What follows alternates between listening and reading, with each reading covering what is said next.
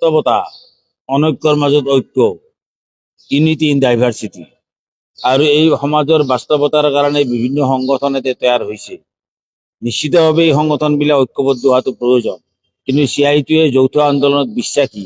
সেইকাৰণে CITUৰ উদ্যোগতেই AITUC, INTUC, AICC,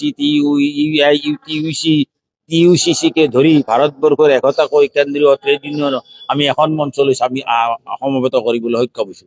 আৰু সেই মঞ্চই বিগত সময়ছোৱাত 19টাকৈ ধৰ্মঘট সংগঠিত কৰিছে। এই ধৰ্মঘটৰ মাজেৰে শ্ৰমিকসকলৰ অধিকাৰ সাব্যস্ত কৰাৰ চেষ্টা কৰি থকা হৈছে। আমি যৌথ আন্দোলনত বিশ্বাসী, সকলো শ্ৰমিক সংগঠনক আমি ঐক্যবদ্ধ হোৱাটো বিচাৰো। এখন নিজৰ নিজৰ পতাকা অব্যাহত ৰখাৰ কথা নাই, কাৰণ ইয়াতে এখন দেশতো এই বিভিন্নতা থাকিব পাৰে। বিভিন্নতাৰ মাজত ঐক্য আমি গঢ়ি তোলাৰ কাৰণে CITUৱে বিশ্বাসী, আৰু সেই ঐক্য আমি গঢ়ি তোলাৰ চেষ্টা চলাই আছো। ইয়াৰ কাৰণে আজি বাওঁপন্থী আন্দোলনক দুৰ্বল কৰাটো ভাৰতবৰ্ষত অকল নহয়, অসমতো বৃহৎ পুঁজিপতিসকলৰ এটা অন্যতম ষড়যন্ত্ৰ আছে। আৰু সেইকাৰণে ইয়াতে মানুহক অধিকাৰ সম্পৰ্কে সচেতন হ'বলৈ নিদিয়ে। মানুহক ভক্ত কৰি ৰাখিব বিচাৰে, অন্ধ ভক্ত কৰি ৰাখিব বিচাৰে। মানুহৰ অধিকাৰ সম্পৰ্কে সচেতন হ'ব নোৱাৰিলে মানুহক আপুনি কিছু অৱস্থাতেই অধিকাৰ সচেতনতা আনিব। অধিকাৰ সচেতনতাই হৈছে বাওঁপন্থী। বাওঁপন্থা মানে কি? চৰকাৰৰ অন্যায় আৰু অবিচাৰৰ বিৰুদ্ধে যিসকলে মাত মাতে, সকলৰ বিৰুদ্ধে যিসকলে মাত মাতে, তেওঁলোকে বাওঁপন্থী বুলি কোৱা হয়। এতিয়া বাওঁপন্থী শক্তিটোক ত্বৰান্বিত কৰাৰ কাৰণে চেষ্টা চলি আছে। হয়, এটা কথা ঠিক যে এই চেষ্টাবিলাকক প্ৰতিবাৰে বাধা দিয়াৰ চেষ্টা কৰা হৈছে। আজি অসমত চলা বিগত সময়ছোৱাত যিমান বিভেদকামী আন্দোলন হৈছে, এই বিভেদকামী আন্দোলনে শ্ৰমজীৱী মানুহৰ ঐক্য বিনষ্ট কৰিছে। ধৰ্মৰ নামত, জাতিৰ নামত, ভাষাৰ নামত ঐক্য যেতিয়া বিনষ্ট হয়, মালিক পক্ষৰ কাৰণে সুবিধা, আৰু মালিক পক্ষই সেইটোৱে সদায় বিচাৰে। গতিকে তাৰ কাৰণে এতিয়া বাওঁপন্থী শক্তিবিলাকক আগবাঢ়িব পৰা নাই। হয়, আপুনি যিটো কৈছে যে বাওঁপন্থী ৰাজনৈতিক শক্তিটোৰ দুৰ্বলতাৰ কাৰণেই শ্ৰমজীৱী মানুহৰো যি অধিকাৰ, এই অধিকাৰ যি ধৰণে পাব লাগিছে সেই ধৰণে পোৱা নাই। একদম ৰাইট কথা। নিশ্চয় বাওঁপন্থী শক্তিটোৰ আমি বৃদ্ধিৰ প্ৰয়োজন আছে অসমৰ নিচিনা পশ্চাৎপদ ৰাজ্যৰ বিকাশৰ স্বাৰ্থে। দিৱস 54 সংখ্যক 1970 চনৰ 30 মে তাৰিখে কলকাতাত অনুষ্ঠিত এখন সৰ্বভাৰতীয় সন্মিলনৰ মাজেৰে এই সংগঠনে জন্ম লাভ কৰিছিল। আৰু এই সংগঠনৰ জন্ম লাভ দিনৰ পৰাই দেশৰ সংবিধানৰ অনুসৰি পাব লগা যি শ্ৰমিকৰ অধিকাৰ, এই অধিকাৰ আদায় কৰাৰ সংগ্ৰাম চলাই আহিছে।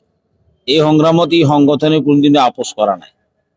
আজিৰ সময়ত যদি আমি বিচাৰ কৰিব লগা হয়, এতিয়া আমাৰ দেশত বা আমাৰ অসমখনতো শ্ৰমিকসকলে প্ৰকৃত মজুৰি নাপায়। কোনো শ্ৰমিক কৰ্মচাৰীয়ে প্ৰকৃত মজুৰি নাপায়, আৰু প্ৰকৃত মজুৰিৰ মূল্যও কমি গৈছে। প্ৰচণ্ড হাৰত দ্ৰব্যমূল্য বৃদ্ধি হৈছে, অৰ্থাৎ মানুহৰ আয় কমি গৈছে, কিন্তু খৰচ ব্যাপক পৰিমাণে বাঢ়ি গৈছে। এজন 200 টকা দিন হাজিৰা পোৱা শ্ৰমিকে ই দিনটোত 800 টকা খৰচ কৰিব লগা অৱস্থা হয়। এই হৈছে বৰ্তমান অৱস্থাত এজন শ্ৰমিক কৰ্মচাৰীৰ অৱস্থা। গতিকে তাৰ সংকট, মহাসংকট। আৰু এই সংকটৰ গইনালৈ ভাৰতবৰ্ষৰ পুঁজিপতিসকলে, বৃহৎ উদ্যোগপতিসকলে সস্তীয়া শ্ৰমিকক ব্যৱহাৰ কৰি তেওঁলোকৰ উৎপাদন ব্যৱস্থা চলাই আছে। এইটো এটা শোষণ ব্যৱস্থা, আৰু এই শোষণ ব্যৱস্থাক উৎখাত কৰাৰ লক্ষ্য লৈ CITUৰ জন্ম হৈছিল।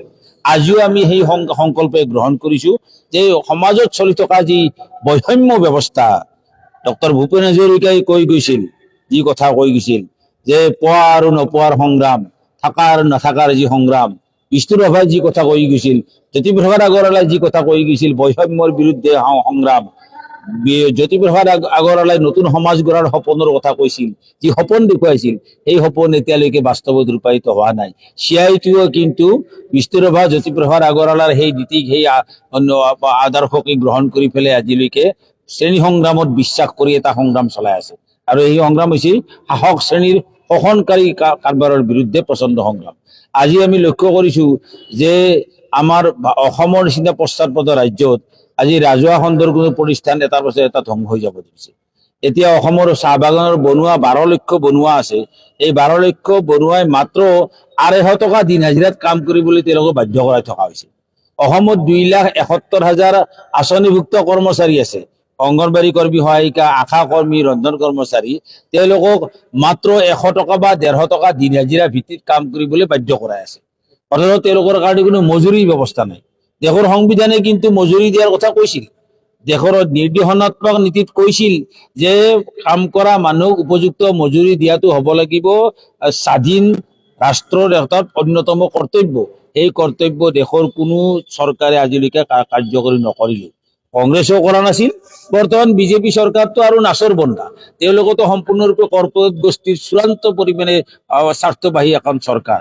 তেওঁলোকে কেৱল কৰ্পৰেট গোষ্ঠীৰ স্বাৰ্থৰ হকে সকলো কাম কৰে।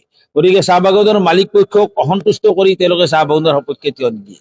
চাহ বাগানৰ মালিক পক্ষক সন্তুষ্ট কৰাৰ কাৰণেই চাহ বাগানৰ শ্ৰমিকক কি কৰিছে, এটা ৰাস্তা বনাই দিছে, ক'ৰবাত এখন স্কুল বনাই দিছে, সন্তুষ্ট কৰিবলৈ চেষ্টা কৰিছে, কিন্তু প্ৰকৃত অধিকাৰৰ পৰা বঞ্চিত কৰি ৰখা হৈছে। একেই ধৰণে আজি সমাজৰ উন্নতি সাধন কৰিবলৈ উদ্যোগিক বিকাশ সাধন কৰিব লাগিব। উদ্যোগিক বিকাশৰ কাৰণে CIT সদায় সংগ্ৰাম কৰি আহিছে। উদ্যোগিক বিকাশ কৰাৰ কাৰণে কিন্তু অসম চৰকাৰৰ কোনো পৰিকল্পনা নাই। জয়ন্ত মাধৱ ডাঙৰীয়াই যি প্ৰতিবেদন দিছিল, শেহতীয়াভাৱে অকেডিয়ে যি প্ৰতিবেদন দিলে, এই কোনো প্ৰতিবেদনেই অসম চৰকাৰে গ্ৰহণ নকৰিলে। আজি অসমত